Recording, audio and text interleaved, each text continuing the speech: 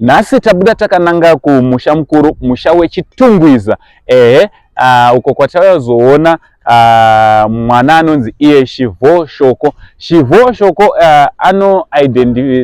anozi identify se intersex. Anditi intersex ndo zvatoda kuti timbonzwa kuti zvinomborevei kuti intersex tichikurukura naye. Ndichito kugamuchira mese pano pa Saint TV abasa richienda mberi. Kana usati wa subscribe on our YouTube channel, I kindly ask you to subscribe, turn on your notification bell so that every time we upload a video you'll be notified. Also don't forget to follow us on our Facebook page rakanzi Saint TV, zumwezo nepa IG account yedu Saint TV. Aiwa, hande timbono kurukura naye muno zvinzwira. Tia zinonda kamira na Shivo watuda timbo kurukura naye mumbo zvinzwirawo imimi mazvinzwira moti nyora comment section kuti munofungei nezvenyaya dzatiri kurukura panapa. Shivo, zviri kudidi? Aiwa hapo. Azvisebo. Alright. Chekutanga ngatibotangire kumashure mbichana. Anditi. Toda kuti titange kumashure kuti iwewe zita rako unombonzani, wakazvarwa mbamenyi muri wangani, nemakore mangani, kumba kwenyu ndekupi? Alright, zita rangu ndinonzi Panashimnemo, ndine 23 years old. Mumba medu 5. Alright. Ndakazvarwa muno muguta reHarare, but vabereki vangu, maparents angu akazoshifta achienda kunonzi kuzvishavani nebasa. Alright. Yeah. Alright. So muri vangani mbamenyi? 5. 5 iwe uri wechingani? Ndiri wechi2. Uri number 2. Alright. Right. Ipapo mimbomirai. Tine 2 boys. 2 girls and 1 intersex. Intersex wacho ndini? You are not a boy or a girl. I'm not. Uri intersex? I'm intersex. Alright. Tichasvika ikoko. Toda kumbodzokera kumashure. Kuchikoro iwewe uchienda kuchikoro. Anditi pawakatanga kuenda grade 1 kana kuti pawakatanga kuziva why identify was semukomana kana semusikana? Ndisati ndatanga ndo chikoro. Maparents angu moms wangu vaindipfekedza semukomana. Pandakazoshamisika manje ndakuenda primary. Ndakutanga kupfekedzwa anoza uniform dzevasikana tumadress amene. Itoyo toyanda. Ko moms vangu kuti asiva kundipfekedza semusikana. Saka ndaka achenda chikoro semusikana nditi because pa ID paingonzi female. Saka ndapedza olive yangu. But vanhu nekundiona kwaindiita even ndakatanga kugrowa mustache at primary level, but ndaitosheva ndaitozora inonzi remove here. Kuti vanasa because mwangu otanga kuti musikana nenge mukomana ane mustache. So ndakatanga kugera mustache ndichiri primary. Alright. Yeah. Alright, so kuchikoro wakaenda semusikana. Ko pa birth certificate panga pakanyorwa kuti kudi? Pa birth certificate pakatonyorwa nzi female zvamanje manje. Ndo zvitoripo. Patonyorwa nzi baby. Alright. Hande tiri kuenda kuchikoro. Handiti? Waishandisa malu evasikana kana kuti evakomana? Ndaishandisa evasikana. Then imwe friend yangu plus yaito kuti ndaishiya masikisi naye. Saka matoilets edu ataishandisa kuti pamusoro panenge pakavhurika. But nyaya kuti vanhu vasinganzwisisi kana kuti vasinganzwisisi kuti munhu bozi kurova ndairova. Hakuna kana mukomana aimira pandiri. Ndairova. Zvozvibhakira manje. Ndasingadeni. But kana ukandidena ndinokurakidzira kuti zvakamira sei. So vasikana ava manje zvakaita handizotanga tumwa noti vanhu vakagara kana kagroup kavo. Busy ndiri mutoilet ndiri kuita wait. Akabva atsika pachemba ndobva adongorera seri kwanandiri. But haana kundiudza kuti iwo richi akabva posta mugroup vazvanzi ndiri zvintu. Alright. Apo wanga kusekondari kana? Ipapo ndanda kusekondari. Alright, wafomani? Ndanda form 1. Alright. So ndiye akazoposta kuti ma1 uyu munhu ikakurwa kwanoita nechichichi ane zvintu. Alright. Saka iwoyo zvichisvika kwauri wakazvigamuchira sei nyaya yeku confusion kaivapo ka? Unozwa papa neconfusion yekuti iwe warizwa uchinzi musikana, but ndichitarisa inini ndandisina the female organ handiti. Ndakazosvika pastage yekuti nditi kumaparents angu ndokumbira mombo why muri kunditi ndiri musikana because ndaita sama siblings angu vakomana musikana takasiyana. Ndokumbira kuwai muri kundini ndi musikana muri kupfekedzwa madress ndibva ndipa medical documents angu then ndibva ndatanga kuita ndega research kuti ndinzwisisa kusvika ndazoita come out with words ronzi intersex. Alright. Saka zvinhu zvekuti zvakazara kuchikorowo even performance yangu ndaigona but zvakabva zvaaffecta zvinhu zvese ndaenda kuti kana kwakaedza ndakuenda kunhu kwekuvandonze zvinhu saka zvinhu zvorwadza handida zvinhu kana taura kumaintersex vanhu vazhinji kanzi munhu muintersex vanomhanya kutaura kuti munhu ane zvinhu kuva nezvinhu haisiriwo definition yekuva intersex, its a variation. Tine mavariations akusvika kuma-60 chiro kusiyana siyana kwakaita mabodies evanhu. Rega nditaure ndichiti kune mavariations ndichangolista mashoma because ndakataura akawandisa mugona kungopedzisira matone confusion pamukamira ipapo andika right. Mavariations ndinoda kutora mavariations ari common. Pane inonzi pseudohermaphroditism. Pseudohermaphroditism ndo variation inonzi munhu anenge azvarwa ne2 organs but pa2 organs hazvirevo kuti zvinhu zvese zviri kushanda but vanhu vanonyepera kuti kwanzi munhu akazvarwa nezvinhu anogona kuzviitisa pregnant kana kuti chinhu. Pane one chinhu chinoita se chinhu chinoshanda. Pozoita inonzi MRKH. Unotoona musikana ukatoona kana mukadzi apa atine mabreast atine structures kana but vagina yake akakagumwa akakwanisa kunoita kana kupinda. Right. Kozoita inonzi micropenis. Micropenis is a smaller penis to what is expected by doctors.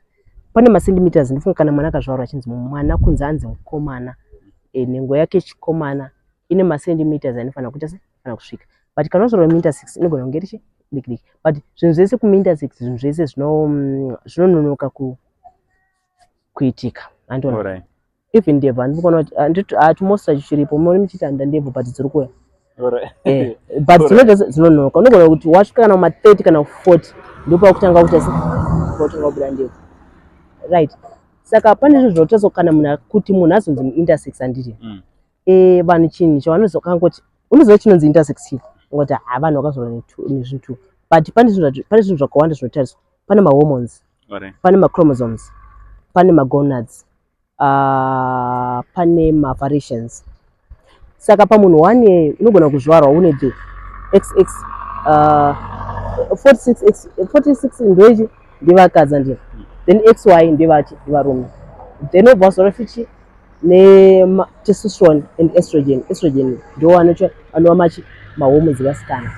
Saka ndosaka muchindoona kuti makandiona kana yangosendi ndifunga pamandiona is first time yekundiona ndiri unogona zviudza kuti munhu uyu musikana but hamusi kuziva zviri pandiri zviri mukati zvakavharwa handimona. Saka nyaya yekuti kana uchinzi munhu muintersex kuva intersex zvinoreva kuti munhu unenge wazvarwa uri pakati pekuve mukomana kana musikana. Kuma-intersex kune vatinoti ma-intersex female male vanhu vanozvi-identify zvakati zvakasiyana siyana handimona. Saka ndiri kuda tiri ipapo toda kuti timbodzokera pauri iwewe handiti iwewe zvakamira sei uri kusaidi kupi kana uchifamba murodhi umu unomiswa nemafesi here kana kuti unomisa mabhebhi? Ndomisa mabhebhi handimiswa nemafesi. Pane time yekuti zvandambokurakidza kana mafesi pane time yekuti ndakamboitawo structure vasikana then pandakatocha puberty because unenge uchinzonzi kwanzi musikana anoenda kumwedzi zvese ndobva zvatanga kuchinja. Uona mufesi wada kutondimisa unenge wada kunetsana nini unenge wada hondo one wautoda hondo. Saka iwewe zviri mukati handiti zvakamira sei zviri kurerekera kubhebhe here kana kuti kumufesi? Pandikaitwa matest ndichiri mudiki madoctors akati ndakazvarwa neovari 1 humpu yacho hamene tumasentimeters zvatera kuti kadiki diki. Saka vakanditi munhu ipa acharicha puberty anofanira kuenda kumaperiods. Pandikaricha puberty ndakabva ndatanga kuita zviri opposite ndobva ndadzokera back ndakuzonzi hauna kana humpu kana chichi ndakutodza zvinhu zvichi kundakasimbira chikomana because even kuma-feelings ndatoda mabhebhi. Saka unitori nebhebhi here kana kuti uri kutarisira kuzoita bhebhi zvakamira sei? nditone baby taka engage. Oh, ring engagement yakapfekwa. Yeah. Zvokuda kutoroora che. Zvokuda kutoroora che chezvo. Takambopinda marelationship yakasiyana. Kune umwe nekuti munhu akanzwa kuti intersex vanouya vachida kuita ma experiments. But semunhu ane experiment akuzoti uyu ada kuita experiment asi kundidawo. Famba. Alright. Kana ndiri munhu wekuti ndongoda kuita experiment togona kungoita chi but ndakapfuura level iroro. Alright, so according to the doctors vanoti iwewe, alright, tiri panengwa papa pane nhengo yechikomana kana kuti zvakamira sei? Yechikomana yatinoti iyo a micropenis. Oh, inodanwa ichinzi micropenis. Exactly. Alright, kurewo kuti zvinorevei kuti micropenis? Micropenis. Mwana uzofunga kuti pamwe ndeyekuisira. Aiwa mai. Alright, tikanditsanangura. Kana chiita micropenis is a smaller penis to what is expected by doctors. Alright. But tiri papo handiti. Ndida kutsanangura kuti kukura kweipona hakusiri kugona kurwa hondo angosendi. Unogona kuenda kwaunoenda handiti. Une futi hombe inonzi AK40 what 700. Ubva wafa. Ini ndine kapisto ndobva ndadzoka. So iwewe as an intersex person handiti. Ziva type yevanhu vari kuita sei vari kudheta. Kune umwe munhu kuti ini ndoda kutosvika kuchibereko. Saka iwe kana wasangana munhu kuti ina handiri kuita izvi handidi izvo. So unoona kuti marelationship tongopinda chingobuda sevamwe vanhu. Alright, nhengo iripo zvayona but haina kukura zvinotarisirwa. Kuroti imi munotsvagawo mabhebhi asingadewo refu hombe. Munotsvagawo vanodawo pfupi dzinoshandira chaizvo. Dzinoshandira. Right. Zvakaitika ndizvo kudai so. Inini ndinogara ndichibvunza pane mumwe dhokota anombotaura kuti chii chamunotarisira pamwana kana chinzi mwana azvarwa ari mudiki. 2 kana munhu achinzi muintersex anononoka kuita zvinhu zvake even puberty zvese zvinoita zvinenge zvingori slow. But inini kapenis ezve ndichizvarwa kanga ari kadiki. But nekukura zvese zvakatanga kuchinja. Saka kuzoti vazouya vada kutoona katichimboona kuti zvakasvika papo ipapo manje vanenge vada kutoita serious. Uda kundibvisa bhurugwa ndura. Aiwa sachiremba kavanenge vachida kuona kuti size zvakamira sei. Aiwa inini kana ndichigwanisa kutodhicha mabhebhi ndichitoma satisfied it's fine. Oh, izvozvo ndo. Yeah. Alright. So sorry ndakunyanyisa kudhipisa. Musadhipisa. Ina handina mubvunzo ndoti kana ndikabvunza ndotadza kupindura. Alright, zvakaita pakuinjakuleta paipai. Pakuditsa hurume. Yeah. Unotobudawo. Unotobuda. Mwana anogona kutobatwa. Da kutomitisa. Alright. But mirai nditsanangura ipapo. Azvinzi kana kuti munhu akanzi muintersex wese anokwanisa kumitisa. Alright. Zvinenge zvakuenda nevariation yako kuti variation yako iwe unokwanisa kuita kumitisa. Bozi kune vanhu vakauya kwandira chinonzi kuti wo kana ukanzi munhu intersex unogona kumitisa here kana kuti hakukwanisi. So inini ndiri kuti zvinenge zvakuenda nevariation yemunhu kuti variation yako yakamira sei. Hormones, chromosomes zvichingodaro zvidaro. Zviri kuita kuti munhu unokwanisa akunzi kana munhu akanzi uri intersex akwanise kumitisa munhu. Unotomitisa. But akutora nyaya dzemavariations. Onyema but iwo pachako wakambozviresearcha here kuana chiremba kuti zvakamira sei panyaya yekuita munda. Zvakafanana na-just anybody else ndokwanisa kutombonotestwa kuti simba rehurume hwangu rwakamira sei.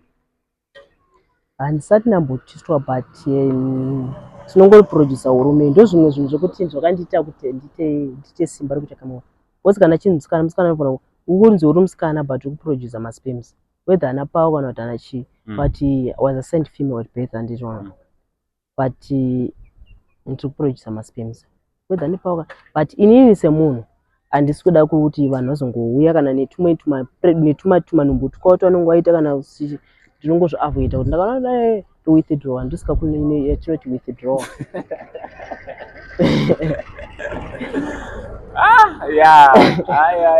Zvakaoma dzimwe nguva kuvangosei ndanditi bosnyaya dzimwe dzachona imi muri kunze uko mune muchiona sekunge drama but isusu tiri paground nechinatsonzwisisa nekuona hazvi paground.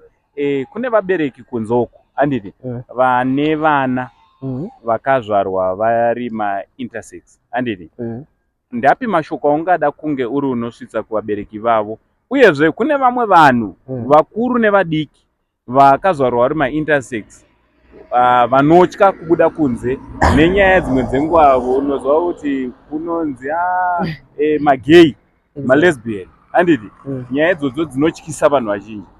What do you want to say to those people who were born vari intersex?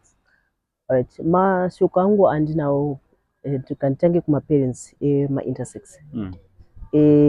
Kana mwana panozvarwa mwana vanonzonzi mwana wenyu musikana, but kana ukazoona kuti mwana ari kukura akasiyana nezvaukaudzwa nemadoctors, rega kumupikisa kana kuda kumumanikidza kuti madoctors akatiudza zvakati, but iwe uri kuona kuti mwana wako ari kukura ari different. Siya mwana wako ararame life yake yauri kuona kuti alright, mwana wangu ndakanzi ndiri musikana but akura hazvicharakidzwa ngechimusikana. Wozi ndo panotangira nyaya dzekuti ukandifosekedza inini handiti ndakanzi ndiri musikana but pandiri kukura handina kuenda kumaperiods, zvese tumahips tuyoto tofake turipo twakabva twangodisappear. Saka mandimanikidza even inini handiti ndakatrai kucommita suicide nguva yakadeba, wozi ndaiti uri kana vangu chaivo vasingandinzwisise ndopanozoona kuti unzi intersex akomita suicide, intersex akupenga anoita akuita madrugs. Supportai mwana wenyu. Kana mwana wenyu akudzi mama nadedi inini ndiri kufila zvakadai so, supportai mwana wenyu. Kuma intersex asati taita coming out kuraramira life yekupleasa vanhu achizi chinhu chiri easy, because inini ndakasvita go through. Kune mumwe wekuti akaziva kuti uri intersex life yako inova hard. Kune mamwe relationship atikambopinda ndakamboti tomwe musikana antonzva weye ukandiramba ndodza vanoti intersex, but ndakamuzoti it's too late because vana kuzoti ndiri intersex. Saka munhu akaziva kuti uri intersex anoda kuteka advantage kuti ukangondiramba chete ndikudza vanhu kuti une zvintu apa una zvintu zvafanana seni. Even kuchikoro kwandadzidza pari kufamba rumwe kuti kwanzi akati ndada mbozorodza female organ, handitomborina the female organ, ndaifanira kuitwa surgery kuti vangu vachigadzira fake yepusi yavo yefake. Chiripo pakunzi kana munhu akaitwa surgery unopiwa yatinoti diud, unofanira kuti inonzi dilation. Vavhura pasiri kufanira kunge pachivhurwa, saka ukatadza kushandisa diud yayo kuita ino yatinoti dilation panovharika zvokuti even weight yacho iendapo wakustrugula kuita weight. But kana uri musikana iwe wakaongoparetwa, there's no need yekuti wopiwa chidiud chekugara wana pane ronda gara uchiita se uchibaya. Pane ma-intersex akawanda vakaitwa masurgeries right now ukaona akatokanganiswa ndikona ukamutarisa kuti munhu mukomana, but vakamisa tumavo vakamuita surgery vakamushandisa dilation, but nyaya yekuti pane ronda haungakwanisi kugara uchizvibaya nechimuchi. Alright. So kune vamwewo vanhu handiti sezvandambotaura kunze uko kuti vanhu vanotiona zvakasiyana siyana. Iwewe hapana here pekuti uchifamba vanhu vanogona kutokuti uyu mugeyu kana kuti mulesbian? Vanhu vachindiona ndichifamba handiona pamakoni paipe maizondiwa nozi ndiri kutofamba zvangu iwe pandaramba ndakanyarara vanzi musikana hamusikona kuti musikana here. Saka vanhu manje nenyekuti ndiri muintersex, munhu anonzi muintersex angoseni chada kuudza ndikuti chero ndakapfeka kana ari musikana handiti akapfeka hembe dzechikomana unongonoti uyu munhu musikana, but when it comes to intersex person handiti ndakapfeka hembe dzechikomana kana dzisikana uyu munhu akamboita sei ndokuve intersex. Musikana akapfeka hembe dzechikomana chero ukafamba sei unongoti ko ndiri mukomana, iwe makapfeka hembe dzechisikana mundoziva kuti angosi mukomana kuita sei. But kuintersex vanhu vanova neconviction mukomana musikana ndokuve intersex kwacho. Kumaraini kwaunogara iwe handiti nharaunda yako inogamuchira sei? Uyezve ndambowataura ukati we are engaged, musikana wako wawakaengenja naye anotiwo kudii, anozvigamuchira sei? And I understand kuti ne vanhu vanotomboenda vachinomuudza zvavanomuudza anozvidefendawo sei? Semunhu wandakaudza ini kana ndichipinda marelationship handimbofe ndakakunyepera kuti ndakazva ndakadai ndikokuudza zvazviri ndakazva ndakadai ndakamborarama life semusikana zvinenge zvakwaura handiti kuti iwe uri kundida kana kuti hausi kundida, but ndakaengeja but relationship yacho iri kusheka. Alright. Saka mandinogara vanhu havaziziva kuti ndiri muintersex. Vanhu vanongoti vakatongonongozoti Mukomana, but I was surprised rimwe day ndokubva basa ndasangana ichi ndasangana hapana vari kupuraimari vamwe vasikana tonzi imi ndiye munoenza nezvinhu tuvo, but inini ndiri kutraya kuda kufaita kuti vanhu vanzise kuti aiwa kana munhu akanzi muintersex handiti hazvisi kureva kuti munhu azvaura nezvinhu tu chete, kuzvaura nezvinhu tu its a variation. Saka zvinhu zvokuti zvinondova ndosai muri kuona kuti handati ngatisati interview kutena because vachitongonanga vachingona Mukomana. Alright. So pane vamwe vangada kubatsirwa handiti vangadawo someone to talk to and ari musame situation seyako maybe asati akatomboudza munhu ari kutoshayiwa kuti ndozvifambisa sei, unokwanisa kubatsirana nevakadaro here ende unobatika panhamba dzipi? Ndokwanisa kubatika because ndakwanisa kusangana nemunhu wakawanda vamwe vanhu usataura zita redu chichichando kana vachida kutaura neni kana pari paFacebook vanondifollowa paFacebook page inonzi Shivol Shoko. Kana kune vamwe vanhu vada kunzwisisa wezi painterview ndinogona ndisina kutsanangura kusvika zvinhu zvekuti munhu anyatsinzwisisa. Kune vane mibvunzo yakasiyana siyana, kune vanhu vada kunzwisisa kuti chii chinobonzi intersex. Vanokwanisa kundifollowa paFacebook page rangu inonzi Shivol Shoko. Panhamba vanokwanisa kundibata ivo panhamba dzinoti 078 392 7198. Hakuna mubvunzo unoti ukandibvunza ndikwanise kupindura. Vanhu vazhinji vazvo ini chandisingadi ndechekuti vanhu munhu anozvibvunza mubvunzo obva azvipindura ega kuti sinonzi intersex zvinoreva zvakati uye kwandiri unobvunza bvunzo wakasecha kana painternet. It's not like internet inokupa information isiri correct, but inini semunhu ararama life yekubva ndichizvara kusvika panapa right now ndane maexperience ende zvakawanda zvandafesa, zvakawanda zvandakutesa, zvandakuziva. Zvinhu zvinotora time kuti munhu kana ari muintersex akwanise kuita coming out ataure sezvandiri kuita ndivanhu, but inyaya yekurwadziswa nekuti vanhu vaitaura zvinhu zvavanofungidzira ndakati no, ina handichadi vanhu vanotaura zvavari kufungidzira musoro mavo, but ndinoda kupa vanhu the correct information kuti kana kwavanoenda ngavataure zvandataura zvinhu zviri correct. Alright. Aiwa, thank you so much Shivol nenguva yawatipa yekukurukura kudai chivimba kuti vakawanda vachabetserwa nethis interview. So Zimbabwenzika makasununguka kutiudzawo zvamunofunga kucomment section. Pamwe kundori nevamwe vari kutorarama vasiri kutonzwisisa kuziva kuti ndiri Mukomana here kana Musikana. Makasununguka kunge muri kunobata Shivol panhamba dzake nekunyora zvakare kucomment section kuti munofungei nezvenyaya iri panapa. Aiwa, thank you so much from Uncle Saint Shivol neScientific Crew for now. Tichiti it's much love.